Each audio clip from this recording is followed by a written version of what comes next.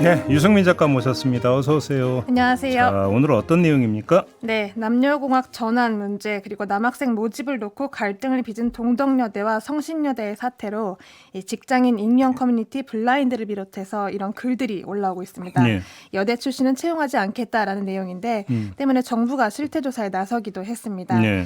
지금까지는 조용히 거르고 있었는데 명분이 생겼기 때문에 앞으로는 대놓고 거를 거다라는 글들이 올라오고 있는데 과연 그럴지 취업률 중심으로 살펴봤습니다. 일단 블라인드에 어떤 글들이 올라오고 있는 건데요? 네, 여대 출신은 안 뽑겠다. 이력서에 여대가 써있으면 거르고 본다. 인사 면접을 가기 전에도 그러니까 실무 면접을 가기 전에도 여대는 거르고 시작한다라는 식의 글들입니다.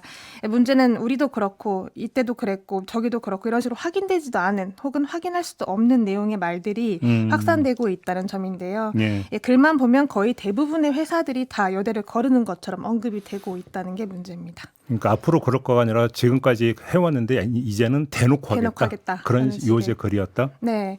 게다가 블라인드 같은 경우는 이 가입 회사 같은 경우는 재직 여부는 확인을 할 수가 있지만 그 어떤 직무를 맡고 있는지는 추가로 인증 절차가 없기 때문에 이 글을 쓴 사람들이 실제 인사 업무와 관련된 사람인지는 확인할 길이 없는 것도 사실입니다. 알겠습니다. 그 취업률 조사해 보셨다고요? 네. 어떻게 나왔어요? 그러면 취업률은? 상승세인데요. 오. 서울내 4년제 여대 6군데 최근 5년치 취업률을 살펴봤습니다.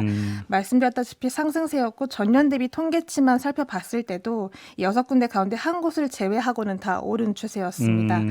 가장 최근 통계였던 2023년 졸업생 취업 현황을 살펴보면 이게 2022년 12월 31일 공표된 발표 그 통계인데요. 6군데 가운데 4곳이 전국 평균 취업률 66.3%보다 높은 수치였습니다. 오히려 높았다. 네. 사실 엄밀히 살펴보면 남녀공학의 대학과 여대의 취업률을 단순 비교하는 건 좀 어렵습니다. 왜냐하면 남녀공학 대학 같은 경우는 남성과 여성의 취업률을 모두 합친 통계인데 그렇죠. 네, 알려진 바와 같이 남성 취업률이 상대적으로 높기 때문입니다. 바꿔 말하면 그렇기 때문에 여대 취업률이 상승세다라는 건 좀 유의미한 결과이기도 한데요. 오히려 그러니까 평균보다도 여대 취업률이 높았는데 네. 평균에는 지금 남녀공학 대학이 더 많은데 네. 남학생의 취업률이 높다는 걸 보면 남녀공학 대학의 여학생 취업률은 오히려 여대 출신 취업률보다 떨어진다고 그러니까 상식적으로 추론할 수 있다. 이렇게 얘기가 되는 그렇게 거예요. 추론 할 수 예, 있고 예. 또 덕분에 여자 대학은 걸러왔다. 여대는 거르고 본다라는 말들이 적어도 취업률 통계만으로는 설명될 수 없다라고 또 말할 수가 혹시 있습니다. 뭐 대학 일자리 센터나 취업 상담 기관들이 있잖아요. 네. 여기 취재는 해보셨어요? 네, 6군데 가운데 4군데와 통화를 해보았는데요. 네. 그 이번 이슈가 물론 올해 취업률에 어떤 영향을 미칠지는 한동안 또 두고 봐야 알 수 있다라면서도 사실 이런 이슈가 올해가 처음은 아니었고 그동안 계속 나와 왔는데 한 번도 체감한 적은 없었다라는 입장이었습니다. 여대 취업센터 담당자 이야기를 한번 들어보시겠습니다. 저도 뭐 학생들하고도 오랫동안 상담을 해왔지만은 좀 불이익을 받는 것 같다라고 느꼈다라든지 이런 얘기를 저는 들어본 적도 없고 사실은. 뭐 기업에서도 사실은 여대라서 안 뽑고 뭐 여대라서 뽑고 그다음에 종합대학교 남자 학교라서 뽑고 이러는 건 아니고 그게 중요한 게 아니라 그 사람의 역량이 부족하면 그 사람을 탈락시키려고 할 거고 그게 제일 팩트지 않을까 싶습니다. 그러니까요. 네, 이 취업률 자체만 보면 남성보다 여성 취업률이 떨어지는 건 사실인데 어떤 직종으로 가느냐에 따라서 달라지기는 한다고 하고요. 또 기존의 그런 맥락에서 요즘은 벗어나는 추세로 취업을 하기도 하고 현재 학생들도 그런 우려를 표한다거나 또 직간접적으로 느낀 사례는 없다고 입장을 밝혀왔습니다. 뭐 다른 대학도 이제 비슷한 얘기 합니까? 네, 대체로 똑같은 반응이었고요. 예. 이 인사 담당자의 개개인의 성향에 따라서 호불호가 있을 수는 있겠지만 이 채용 과정에 반영된다라는 건 좀 쉽지 않을 거다라고 보고 있습니다. 네. 상담센터 담당자 이야기를 한 번 더 들어보시겠습니다. 이제 그 기업 안에서의 그 어떤 인사 담당자께서 그러한 성향을 가지고 계신 분이라면 그거는 어떻게 할 수 없는 거잖아요. 그죠? 좀 꺼려한다고 하면 어쩔 수 없는 건데 전체적으로 보면 그렇진 않을 거다라는 거죠. 그거는 극소수라는 거고 생각합니다.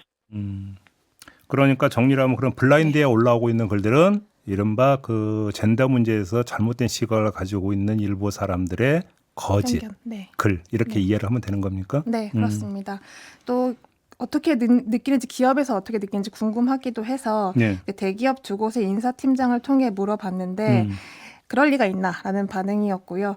임원들 가운데 해당 이슈를 언급하는 경우는 있다고 합니다. 다만 면접 때는 이 대학을 볼 수 없기 때문에 그런 편견 자체를 갖기도 어렵고 가령 부정적인 이미지를 가지고 있다고 해도 그걸 인사에 반영할 수 있는 수준은 아니라고 판단하고 있다는 입장입니다. 또 한 군데는 직군의 특성상 특정 대학을 선호하는 경향은 있을 수가 있지만 그 외 우선순위는 오로지 역량과 능력뿐이다라고 밝혔습니다. 아니 그러니까 뭐 사실 여대는 걸러놓고 본다, 안 뽑는다. 그러면 걸릴 거 아닙니까? 네.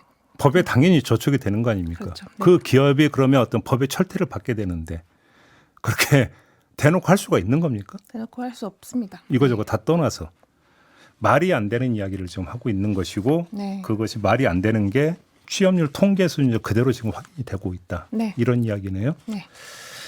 알겠습니다. 오늘 이야기는 좀 여기까지 진행을 하도록 하겠습니다. 유승민 작가와 함께했습니다. 고맙습니다. 고맙습니다.